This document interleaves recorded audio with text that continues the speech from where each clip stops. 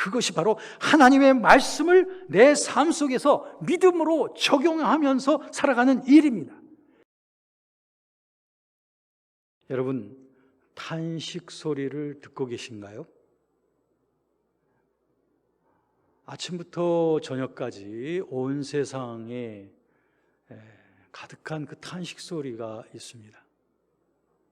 여러분들이 뉴스를 듣고자 틀면 온갖 탄식 소리가 그 뉴스 속에 가득 넘쳐 흐르고 있습니다. 탄식, 고통 속에 끙끙대면서 신음하는 소리이죠. 참혹한 전쟁으로 인하여 가족을 잃고 또 거할 집도 무너져 버린 그러한 그 절망 속에 있는 분들의 그 탄식 소리가 날마다 우리에게 보도되고 있습니다. 그런가 하면 몸살을 앓고 있는 이 자연세계에는 더 이상 견딜 수 없다고 하듯이 몸부림치면서 탄식하는 소리를 우리는 온 대자연으로부터 듣는 것 같습니다. 인간들의 사회 속에도 온갖 부조리와 억울함으로 인하여 눈물 짓는 탄식 소리, 참된 자유와 사랑에 너무나도 목말라서 한숨 짓고 탄식하는 소리들 말이죠.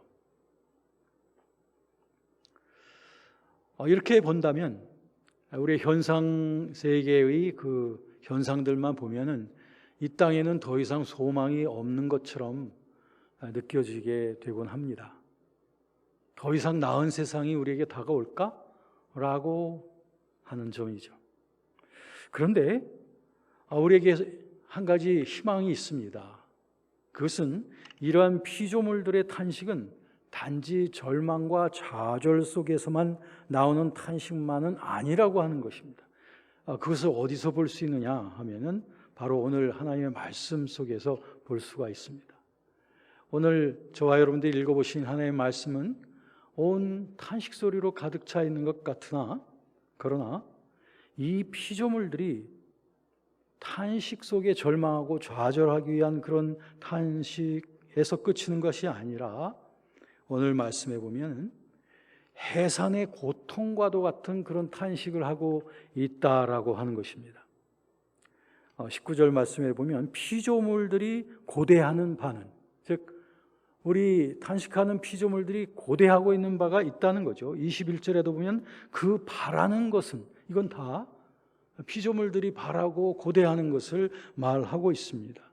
그것은 마치 무언가를 해산하기 위해서 그 자녀를 잉태하기 위하여 겪고 있는 해산의 고통과도 같은 그런 탄식 속에 있다라고 하는 것이죠.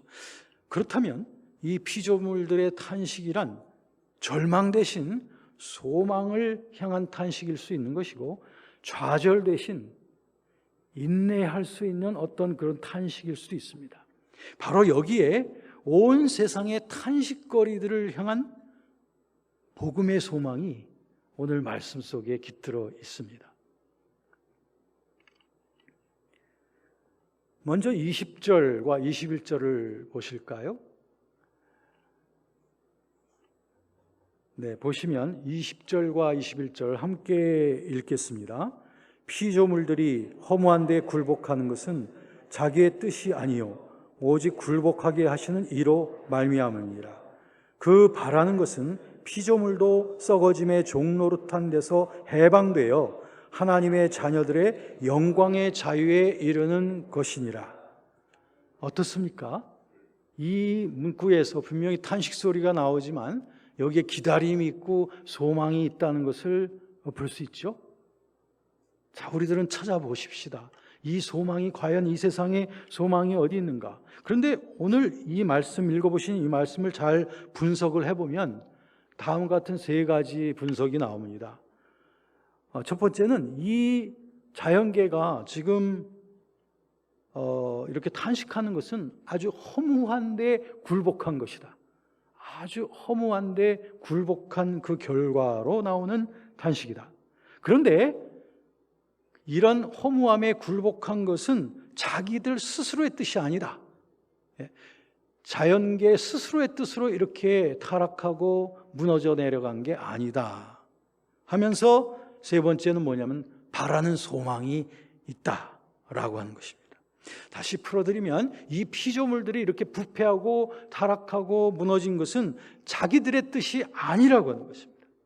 그럼 어디에서 그 이유가 있을까요? 그것은 근본적으로 아담의 죄악으로까지 연유가 되어집니다. 아담의 죄악으로 인한 그 저주가 단지 인류에게만 미친 것이 아니라 온 피조계에도 역시 그 저주가 임하게 되었다라고 하는 것입니다. 22절을 보실까요? 함께 읽겠습니다.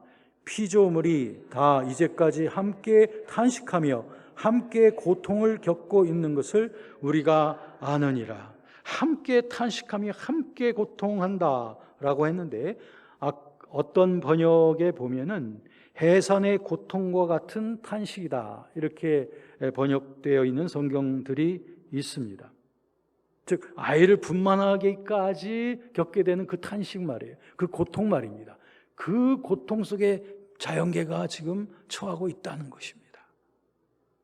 뭔가 희망의 실마리가 여기에서 보이지 않습니까? 아이를 낳기 위한 탄식, 아이를 낳기 위한 고통이라면 그것은 값진 고통일 수도 있고 소망이 있는 고통일 수 있다는 그런 말이죠. 이 피조계는 하나님에 의하여 지어지고 다스려져 왔기 때문에 거기에는 반드시 좋으신 하나님의 의도가 있고 그 목적이 있습니다. 즉 하나님이 의도한 회복에 소망이 있다는 것이죠. 이 피조계의 회복은 인류의 구원과도 직결이 되는 문제입니다. 이 두 가지는 즉 피조계의 회복과 인류의 구원, 이 두 가지는 하나님의 영원한 구속의 신비 속에 결코 분리되지 않고 그 길을 처음부터 지금까지 함께 걸어온 것입니다. 인류 회복의 날, 부활의 날에 하나님께서는 구속된 인간에게 우리의 육체적인 몸 대신 신령한 몸을 주실 거예요. 그런가 하면 이 타락했던 피조계에는 역시 새 하늘과 새 땅을 주실 겁니다. 이사야의 예언의 말씀, 새 하늘과 새 땅에 대한 그 예언의 말씀은 결코 공중 또 공중에서 시작이 되는 것이 아니고 그리고 없었던 것에서 시작되는 것이 아니라 오랜 동안 이 땅의 신음과 고통을 겪어왔던 이 피조계에 대한 역사를 전제로 하는 것입니다. 그러므로 이 탄식하는 피조 세계에 대한 회복은 그냥 단순히 그 날만을 기다림을 통해서만 오는 것이 절대 아니라 그 날을 위해 하나님의 뜻을 구현해 가고자 하는 교회의 땀방울이 함께 묻어 있어야 됩니다. 바로 여기에 우리 구속받은 우리 그리스도인과 교회의 사회적 책임이 놓여져 있습니다. 우리의 구원은 단지 내 영혼이 구원받아서 내가 천국에 가는 것뿐만이 아닙니다. 아담의 범죄로 인하여 허무한 데 굴복하게 된 이 자연계의 무질서와 혼돈을 다시 회복시켜야 될 하나님의 위대한 과업이 바로 이 세상에 소금과 빛으로 남겨져 있는 교회와 그리스도인들의 책무인 줄로 믿습니다. 이를 통하여 죄로 말미암아 잃어버린 신락원의 혼돈으로부터 회복되어진 복락원의 비전을 이룰 소망을 우리는 하나님과 함께 품고 가는 것입니다. 저와 여러분들의 발걸음은 이처럼 위대한 것입니다. 오늘 낮 시간에 우리가 말씀을 통해서 은혜 받았듯이 하나님께서 우리에게 주신 행복은 단지 나만을 위한 것이 아니고 이제는 우리는 행복의 전도사가 되어서 죄 많고 어두움 많고 그리고 눌리고 슬퍼 있는 이웃들에게 이 행복을 전해야 되는 그런 메신저들인 거죠. 그렇죠?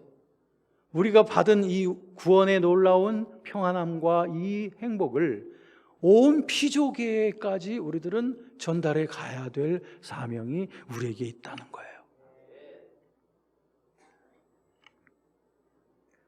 자, 이처럼 피조계의 탄식 소리를 우리가 들었는데요. 그 피조계의 탄식 중에서도 가장 중앙부에는 바로 인간 영혼들의 탄식이 있습니다.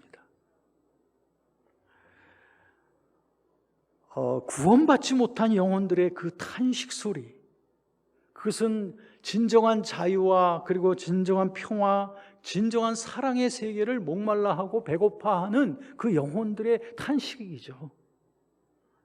우리 주변에 믿지 않는 영혼들을 우리가 바라볼 때 우리들은 그들의 외모나 지위나 또는 그들이 갖고 있는 소유 때문에, 그것 때문에 우리가 그들을 외양으로만 보는 것이 아니라 그들 내면 속에 있는 그 탄식 소리를 들 줄 알아야 되죠. 그게 바로 우리 전도자들이 지녀야 될 볼 수 있는 눈이고 들을 수 있는 귀입니다.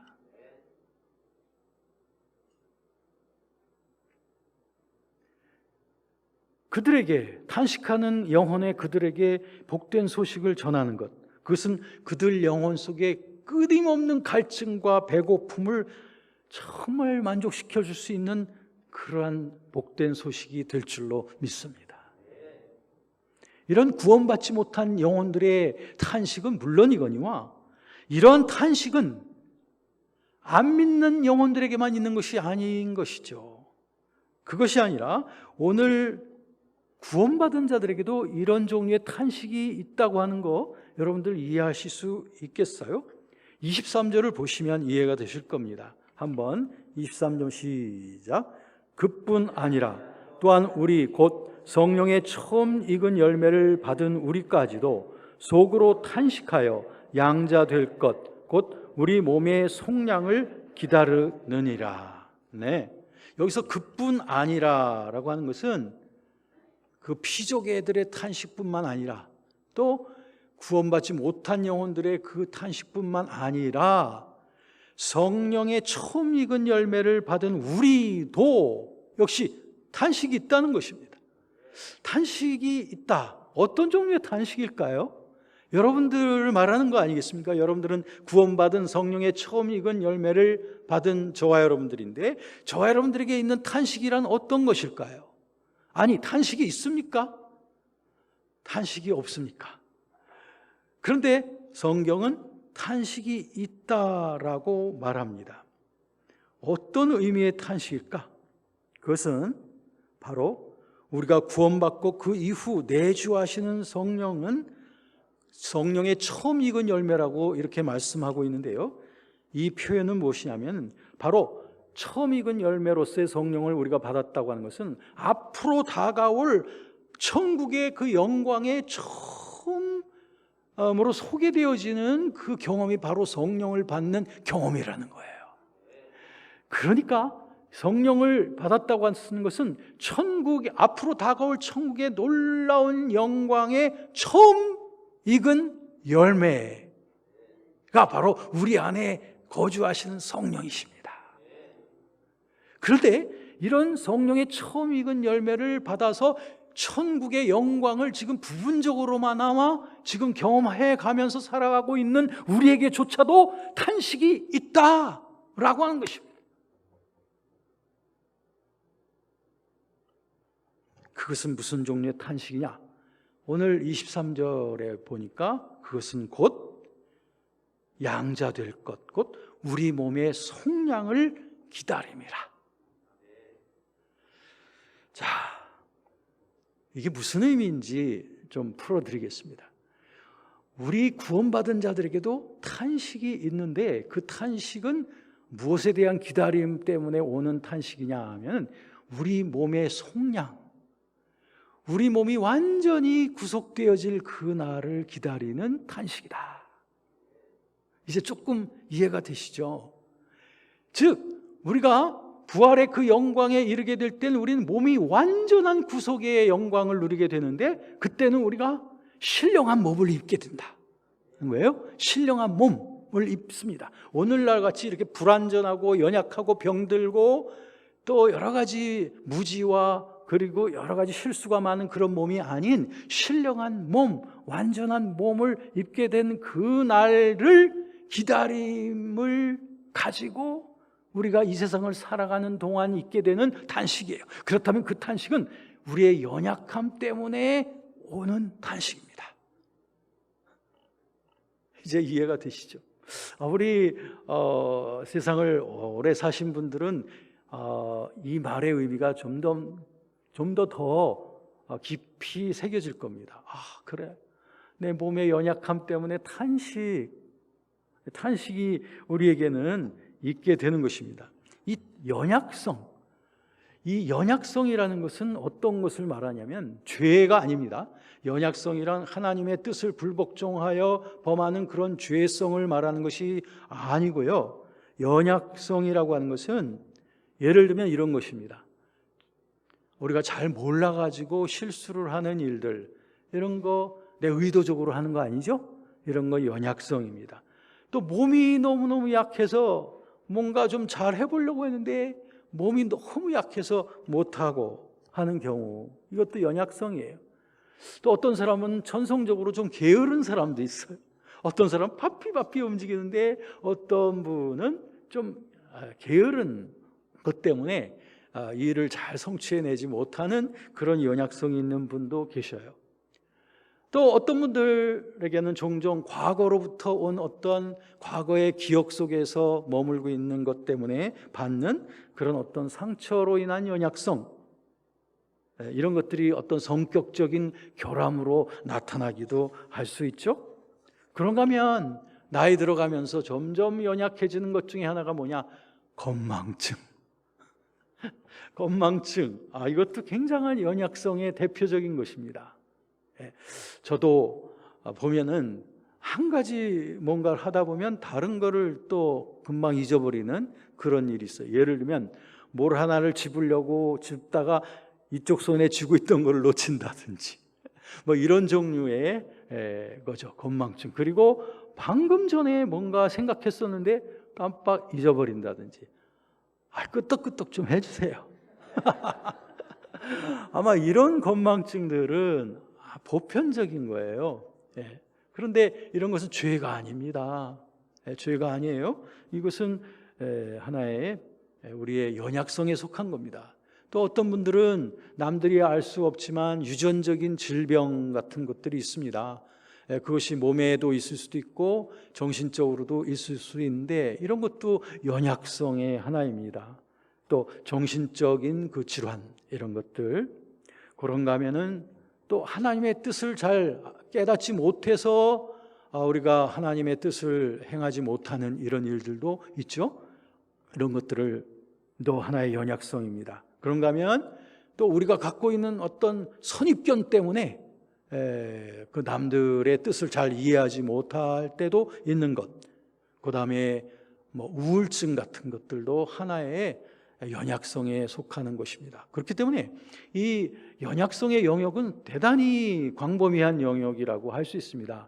그럼 죄와 연약성을 어떻게 구별할 수 있느냐 하면은, 죄라고 하는 것은 내가 의도적으로 하나님의 뜻을 알면서도 내가 어떤 죄된 욕망을 따라서 의도적으로 행할 때, 이것이 죄인 것입니다. 로마서 7장 20절 그리고 21절에 보면 죄의 정의가 거기에 이렇게 나와 있습니다. 내가 선을 행할 줄 알고도 행하지 아니하면 그것은 내가 행하는 것이 아니로 내 속에 거하는 죄라. 다시 말씀드릴게요. 내가 이게 바로 하나님이 원하시는 거지 하는 것을 알면서도 무언가의 어떤 세력이나 어떤 영향력 때문에 그것을 행하지 아니하도록 결정해버리고 나면 그것은 내가 아니고 내 속에 거하는 죄라고 하는 것입니다. 야고보서에도 똑같은 말씀이 있습니다. 하나님의 뜻을 알고도 행하지 아니하는 것이 곧 죄라고 되어 있습니다.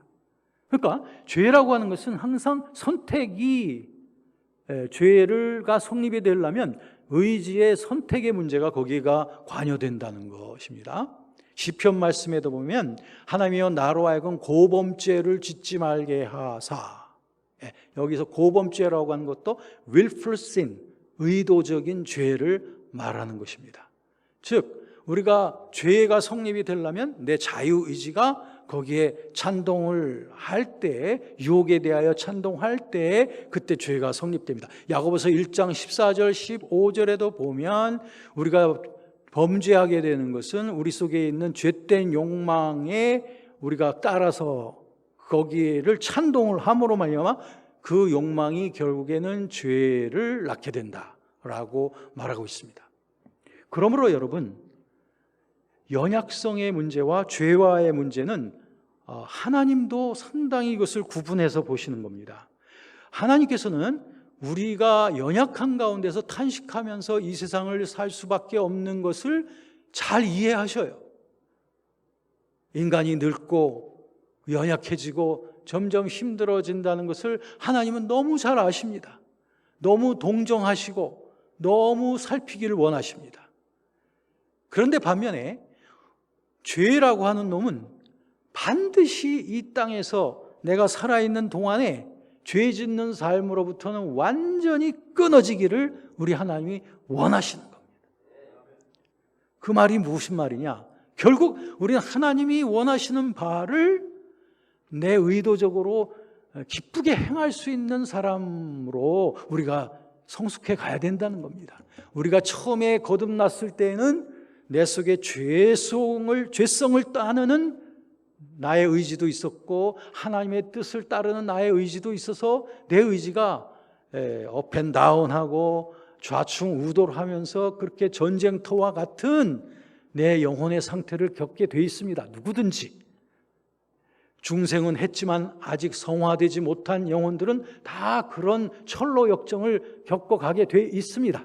그러나 하나님의 뜻은 데살로니가전서 4장 3절에 있는 말씀처럼 하나님의 뜻은 이것이니 곧 너희의 거룩함이라.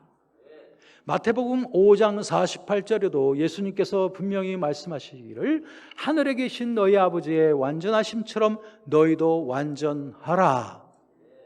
히브리서 12장 14절에도 너희에게 이 거룩함이 없이는 하나님을 보지 못하리라. 이런 말씀처럼 우리 하나님께서는 우리가 이 세상에 있는 동안에 죄에 대해서는 완전히 승리하는 그런 사람들이 되어지기를 원하시는 줄로 믿습니다. 이를 위하여 그리스도께서 우리에게 모든 구원과 성화에 필요한 모든 준비를 다 이루어 놓으셨으며 그것이 바로 십자가의 사건과 부활의 능력 속에 깃들어 있는 줄로 믿습니다.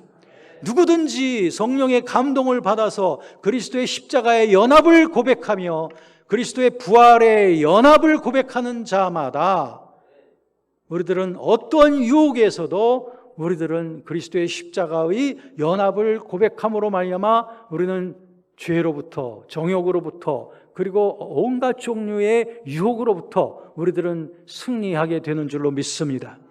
그리고 온갖 종류의 우리들의 연약함 그리고 여러 가지 무능함 그리고 우리들의 제한성들이 많이 있지만서도 그러나 하나님께서 우리에게 하라고 하신 그러한 일들을 감당할 수 있는 그 능력이 바로 그리스도와의 부활의 능력의 연합 속에서 주어짐으로 말미암아 우리들은 하나님이 원하시는 것은 무엇이든지 할 수 있는 능력이 성령을 통하여 부활의 능력으로부터 우리에게 공급되어지는 줄로 믿으시기를 바랍니다. 그러므로 요한복음 7장 37절 39절 예수께서 말씀하신 것처럼 누구든지 나를 믿는 자는 그 배에서부터 생수의 강이 흘러넘친다고 하셨는데 그 생수의 강이 바로 부활의 능력인 줄로 믿으시기 바랍니다. 이 생수의 강을 날마다 고백하면서 나아가는 자들마다 나는 그리스도 예수 안에서 모든 것을 할 수 있다라고 하는 이런 승리의 고백의 연속이 그리스도와의 부활의 연합의 능력 속에서 샘솟게 되는 줄로 믿습니다. 그러므로 우리들이 이 땅에 있는 동안에 죄를 피할 수 없다고 말하는 그런 미신으로부터 여러분들은 벗어나십시오. 누가 여러분들을 죄를 지을 수밖에 없다라고 그렇게 말했습니까? 성경 어디에도 우리가 죄를 지을 수밖에 없는 숙명적인 존재라고 말한 적이 없습니다. 예수께서는 우리가 거룩하길 원한다 하셨고, 구약과 신약 성경 우리의 거룩함을 하나님의 뜻이라고 말했으며, 모든 우리의 거룩함의 모든 준비와 모든 능력이 다 그리스도 안에 있음을 믿습니다. 그러므로 여러분, 죄의 합리화에 빠지지 마십시오. 죄 짓고 또 용서받으면 되지라고 하는 사단의 간교에 빠져 들어가지 마십시오. 죄를 짓게 되면 또 짓게 되는 것이고, 또 짓게 되면 죄가 습관이 되는 것이고, 습관이 된 죄는 여러분들에게 둥지를 트는 것이고, 그 둥지를 틀게 되면 사로잡히게 되고, 사로잡히게 되면 하나님을 아는 지식으로부터 점점 어두워져 가게 되는 거예요. 무서운 결과를 향하여 가는 것이기 때문에 우리든 한치의 죄도 우리가 허용해서는 아니 될 것이며, 만약에 우리가 죄로부터 넘어졌다면 빨리 주 예수 그리스도의 보혈의 은혜를 고백함으로 말미암아 죄사함을 받고 회복되어야 될 줄로 믿습니다. 그리고 똑같은 유혹이 나에게 다가올 때에는 반드시 승리해야 되겠다고 하는 굳센 다짐을 가지고 그리스도의 십자가의, 죽음의 십자가의 능력을 앞세우고서 유혹 앞에 승리하시는 저와 여러분이 되시기를 주의 이름으로 축원합니다.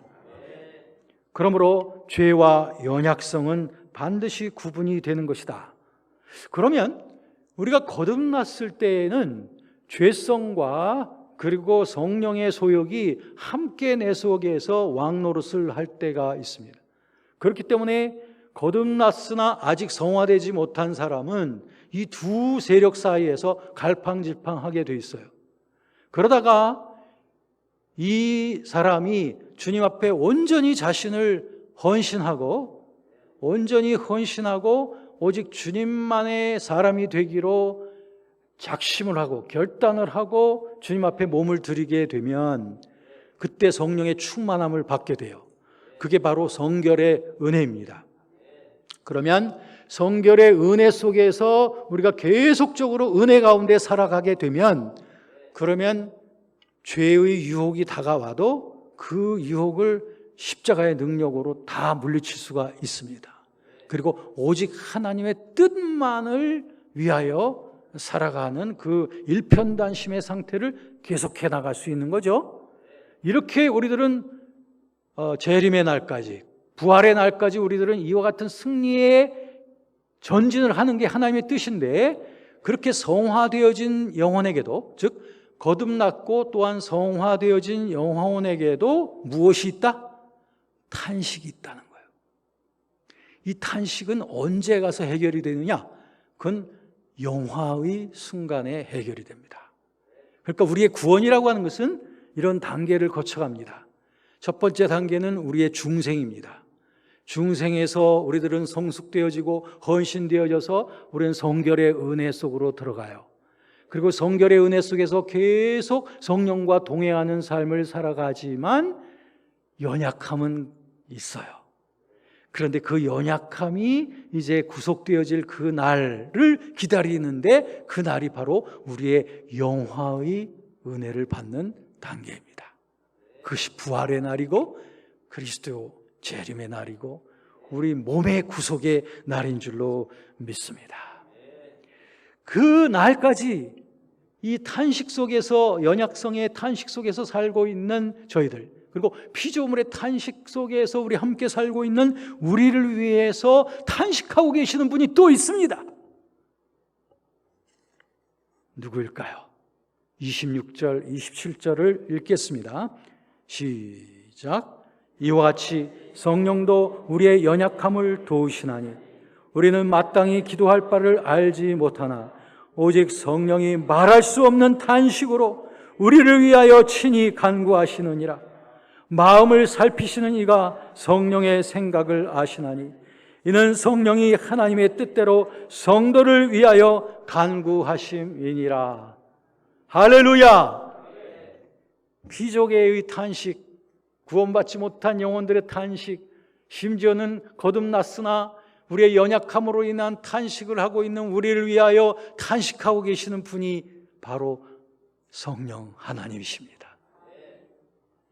이 성령께서는 우리가 끝까지 소망 가운데 그 구속의 날까지 잘 견딜 수 있도록, 그리고 우리의 몸의 여러 가지 연약함 속에서 우리가 좌절하지 않고 계속 용기를 내고 구속의 날까지 우리가 신앙을 전진해 갈 수 있도록 적극적으로 개입해서 도와주시는 분이 바로 성령이십니다. 이것은 아주 적극적인 역사예요. 성령이 우리 안에 거하신다고 하는 그 의미는 이 적극적인 탄식과 함께 성령께서 우리 안에서 역사하고 계신다는 것입니다. 여기에 표현을 보시면 그 탄식이 어떤 탄식인가 하면은 말할 수 없는 탄식이라고 되어 있습니다. 이 말할 수 없는 탄식이 도대체 어떤 탄식일까? 이 말할 수 없는 탄식에 대한 번역을 여러 가지 성경을 좀 찾아보니까 말로는 다 표현할 수 없는 탄식, 이렇게도 표현이 되어 있고, 어떤 번역에는 보면은 말로 하기엔 너무나 많은 탄식. 어쨌든 인간, 우리가 갖고 있는, 우리가 기도하는, 우리가 사용하는 이 말로서 표현하기에는 너무 깊고 너무 오묘하고 너무 많고 너무 신비로운, 너무 이해하기 우리가 힘든 그런 탄식이라는 거예요. 우리가 하나님의 뜻을 우리가 안다고 성경도 연구하고 기도하지만, 그래도 우리들은 하나님의 그 깊고 오묘하고 높고 넓으신 그 뜻을 우리가 어찌 다 알아가겠습니까? 우리들은 우리 마음으로 이해할 수 있는 범위는 지극히 부분적일 뿐입니다. 그런데 그 하나님의 그 엄청난 지식과 비밀과 그 하나님의 뜻을 잘 이해하는 분이 내 안에 거하시는 성령이신데, 그 성령께서 우리를 위해서 기도해 주시는데, 그 기도는, 그 중보는 우리가 하나님의 뜻대로, 27절에 보니까 하나님의 뜻대로라고 돼 있죠. 그 성령께서 말할 수 없는 탄식으로 기도하는 그 목적, 그 목표가 뭐냐면 하나님의 기쁘신 뜻을 향하여 기도하시는 거예요. 그러니까 우리 속에 내가 미처 다 하나님의 뜻을 이해하지 못해서 정말 하나님 보실 때는 정말 어리석은 기도를 할 수도 있어요.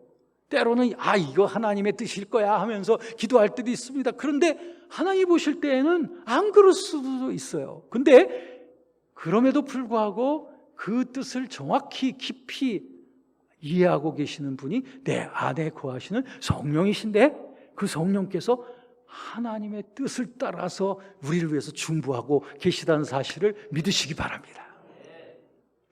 어떻게 알 수 있어요? 그 내 안에서 성령께서 중보하시는 것을 어떻게 느낄 수 있습니까? 어떻게 알 수 있습니까? 라는 그런 질문을 하실 수 있는데요. 근데 한 가지 완전하진 않지만 부분적으로나마 성령께서 내 안에서 하나님의 뜻대로 탄식하면서 우리를 위하여 중보하시는 그 역사를 우리가 좀 어느 정도 체험할 수 있는 그런 일이 있습니다. 그게 뭘까요? 그게 뭘까요? 저와 여러분들이 지금 기도 중에 하고 계시는 뭘까요, 권사님? 예? 좀 더 말씀드릴게요. 여러분이 기도할 때 내 말로는 다 표현할 수도 없는 너무 깊고 너무 뜨거운 그 기도를 여러분의 말로는 다 표현하지 못하지만 할 수 있는 그 기도 뭐예요? 방언입니다. 예. 아마 방언의 의미를 이런 면에서 여러분 생각해 보셨습니까? 그렇다고 해서 방언이라고 하는 것이 성령의 중보의 모든 것이라는 그런 말은 아니에요. 제가도 말씀드렸지만 방언을 하건 안 하건 간에 우리 안에 거듭난 우리 영혼 속에는 성령께서 우리 안에 계셔서 하나님의 뜻대로 우리를 위해서 중보하고 계시는 줄 믿으시기 바랍니다. 네, 그 확신이 우선 중요한 거예요. 그런데 그것을 부분적으로나마 좀 우리의 체험 속에서 경험할 수 있는 것이 바로 방언이라는 거예요. 그렇다면 자, 이렇게 방언이라는 것을 이해한다면 여러분들이 방언을 하실 때에 내가 지금 내 성령께서 내 기도를 감동하셔서 하나님의 뜻대로 지금 기도하게 하시는구나. 지금 성령께서 내 영을 감동하셔서 하나님의 뜻대로 기도하도록 하시는구나. 내 마음으로는 내가 무슨 내용으로 방언을 하는지 내가 알 수 없지만, 그러나 성령께서 하나님의 뜻대로 지금 중보하고 계시는구나. 그 일에 내가 내 입술과 내 혀로 같이 동참하고 있구나. 이렇게 이해하신다면 여러분들이 그 방언을 하실 때에 하나님의 뜻이 마음속에 자꾸 깨달아지는 것을 또한 느끼게 됩니다. 이것은 또 놀라운 일입니다. 방언을 할 때는 우리가 마음으로 깨닫지 못해요. 그러나 성경 고린도전서 14장에 보면 방언을 하는 자는 또한 통역하기를 기도할지니, 즉 통역이라고 하는 것은 내 마음으로 깨닫지 못하는 그 방언을 마음속에서 깨달아지게 되는 것이 바로 통역입니다. 여러분, 우리가 방언을 기도할 때는 알지 못하고 기도하기 시작합니다. 내 속에서 넘쳐 흐르는 어떤 감동, 그것이 어떤 애타는 감동일 수도 있고 기쁨의 감동일 수도 있고 어떤 간절한 열망의 그런 감동일 수도 있어요. 그런 감동이 내 속에서 울려 퍼질 때에 그것을 여러분들이 발성기관을 통하여 여러분들이 소리를 내게 됩니다. 그것을 여러분들이 방언이라고 말합니다. 그러나 여러분은 그 뜻을 알지 못하지만 그 하나님의 뜻대로 지금 성령께서 나를 감동하시는구나라고 하는 그런 믿음을 가지고 방언을 하고 있는 동안 여러분의 마음속에 깨달음이 주어집니다. 그것은 분명 하나님의 뜻대로 깨달아지는 깨달음입니다. 그것이 방언 통역입니다.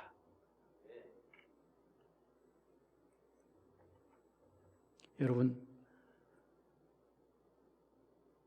성령의 나타남 중에 중요한 것 가운데 하나가 바로 방언, 그리고 방언 통역입니다. 지난날 우리 한국교회에는 방언을 꼭 해야 성령을 받은 거다라고 주장하는 좀 잘못된 그런 성경적이지 않은 그러한 교리도 있었습니다. 지금은 이제 어떤 교단, 어떤 교리든지 간에 이제 방언이란 이제 하나의 보편적인 은사라고 이해하고 있고, 꼭 성령을 받은 자는 꼭 방언을 해야 된다, 또는 방언을 해야만 성령을 받은 거다, 이러한 공식은 이제 더 이상 이제 우리 크리스천들에게서 인정하지 않게 되고 있습니다. 그러나 이전보다도 이 방언에 대한 인식은 좀 더 광범위하게 이해가 되어지고 있습니다.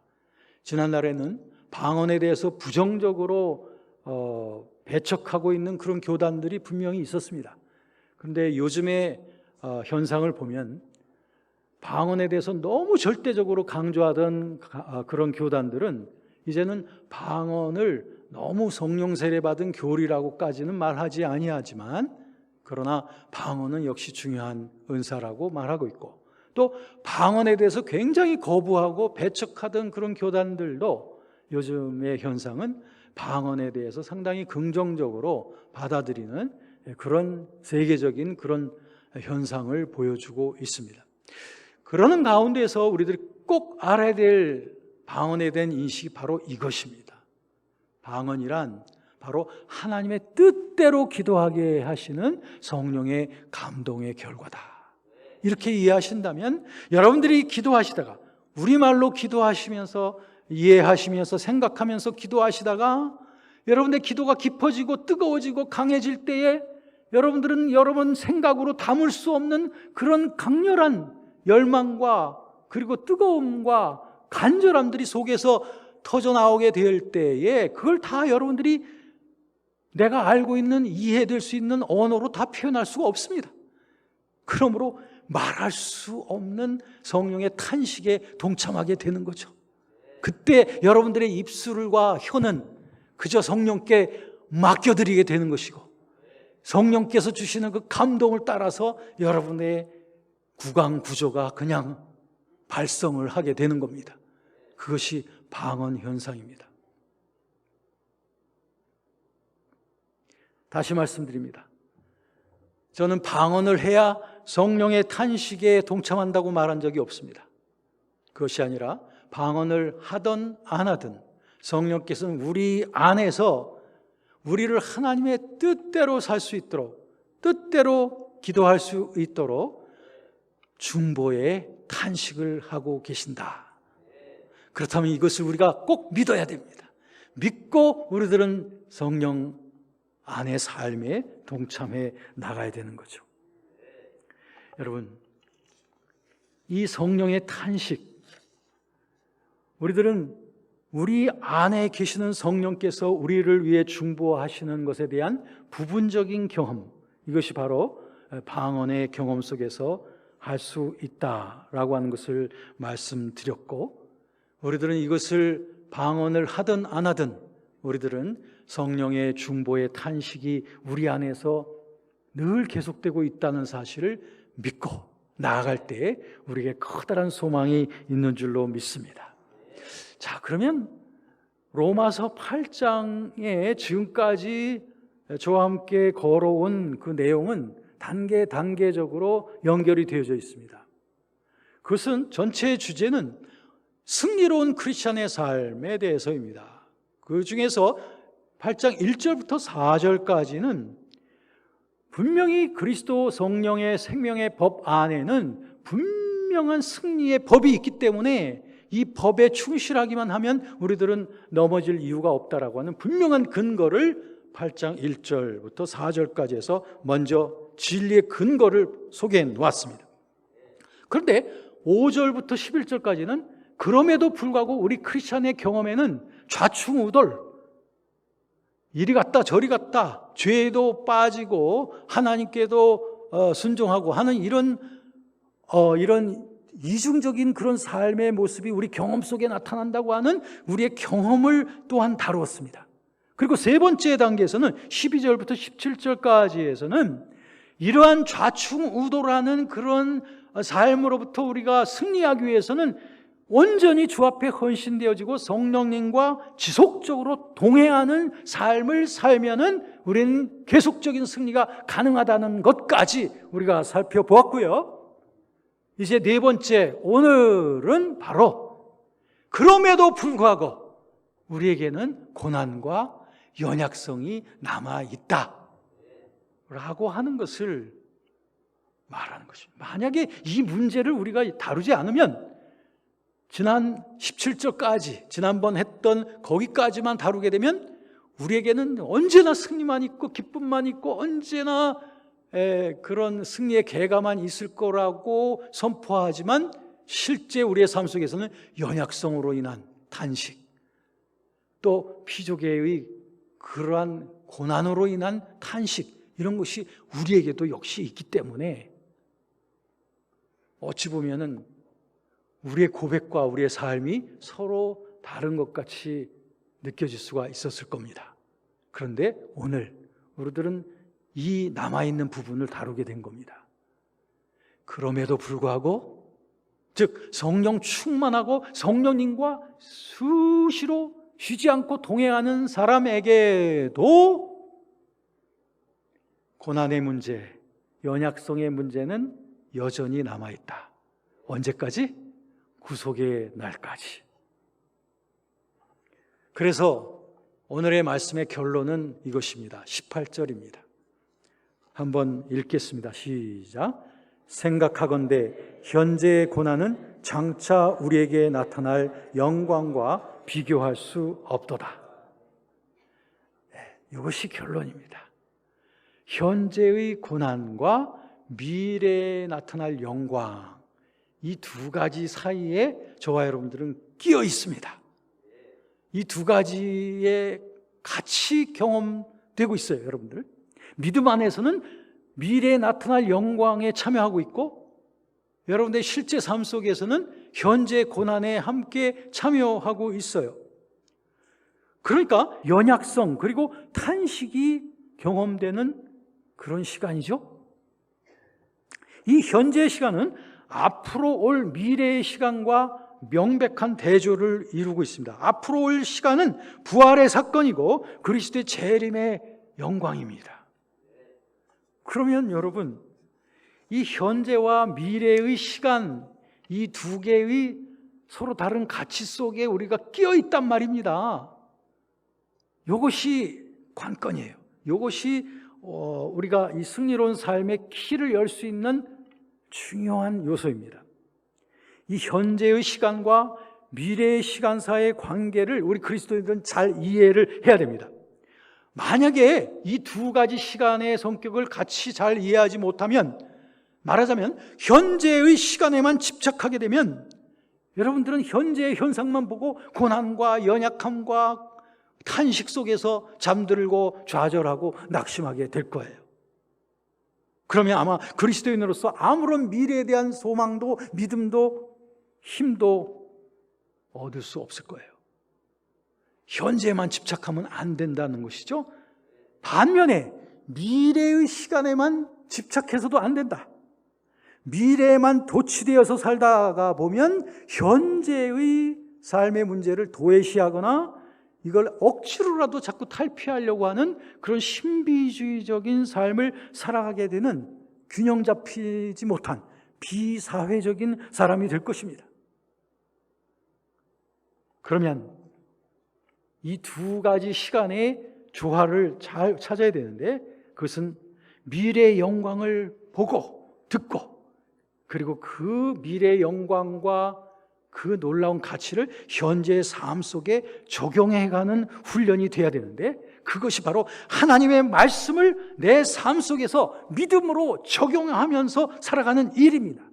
그리고 이런 삶의 영적 훈련을 인도하고 계시는 분이 바로 우리 안에 거하시는 성령 하나님이십니다. 자, 이제 말씀을 정리하도록 하겠습니다. 우리 그리스도인들은요,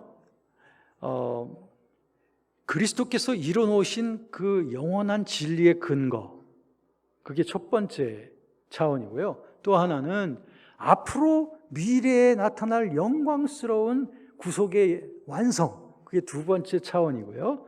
그리고 또 한 가지 차원은 바로 우리 지금 현실의 차원이 있습니다. 이렇게 세 가지 차원을 우리가 함께 경험해 가고 있는 겁니다. 그 중에서 우리가 지금 이 땅에서 신앙생활을 해 나간다는 것은, 믿음 생활을 해 나간다는 것은 믿음에서 믿음으로 나가는 것 아닙니까? 믿음으로 나간다는 것은 그리스도께서 이뤄놓으신 근거를 고백하고 또 미래에 나타날 그 영광을 현재적으로 고백하면서 살아가는 것입니다. 이런 점에서 볼 때 우리의 믿음은 과거에 이루어진 그리스도의 공로에 의거한 것이고, 또한 미래에 나타날 그 미래적인 영광을 미리 선취하는 것입니다. 그것이 바로 성령의 처음 익은 열매를 받은 우리들의 특권인 것이에요. 자, 그러므로 우리들은 이 사실을 믿음에서 믿음으로 고백하면서 나아가는 이러한 삶이 우리의 삶의 결과가 되겠습니다. 여러분, 고난과 연약성으로 인한 탄식, 이 땅에서는 피할 수는 없는 것입니다. 그러므로 이 땅에 속한 것입니다. 우리 주님의 재림까지, 그리고 영광의 구속의 날이 완성될 때까지 이 고난과 연약성의 문제는 여전히 남겨져 있을 것입니다. 비록 성령 충만한 자에게도, 성령님과 쉬지 않고 동행하면서 살아가고 있는 자에게도 이 고난과 연약성으로 인한 그 탄식 계속 있을 겁니다. 그런데 놀랍게도 이 고난의 탄식, 연약성으로 인한 탄식의 위로점과 해결점은 놀랍게도 오히려 우리가 성령의 탄식에 참여함을 통해서 맛볼 수 있습니다. 여러분, 어차피 우리는 이 삶 속에서 탄식이 거쳐갑니다. 고난과 연약성 때문에 얻는 그 탄식에 그치시겠습니까? 아니면 거기에서 승화되어져 성령께서 하시는 그 탄식에 기쁘게 동참하는 그러한 하나님의 자녀들이 되시겠습니까? 기도하십시다. 감사합니다. 온 세상이 탄식하고 구속의 영광의 그날을 기다리고 있는데 하나님께서 우리의 영혼을 구원하시고 우리 교회를 구원하시고 이제는 이 땅의 회복과 피조계의 탄식이 해결될 그날을 위해서 우리를 보내신 것을 감사합니다. 하나님, 구속의 영광의 그날까지 이 땅에서 우리들은 이 소금과 빛의 역할을 감당하면서 우리가 받은 이 놀라운 행복을 또한 온 세상에 함께 흩뿌리면서 온 세상 주님의 그 회복에 동참하도록 이 고통의 탄식 소리가 오히려 하나님의 뜻으로 인한 거룩한 탄식 소리로 가득 차도록 우리도 주님의 그 놀라운 과업에 동참하는 저희들이 되겠습니다. 하나님, 우리로 하여금 주의 뜻을 이해하게 하시고 주님의 그 거룩한 뜻에 동참하도록 촉구해 주옵소서. 예수 그리스도의 이름으로 기도드립니다. 아멘.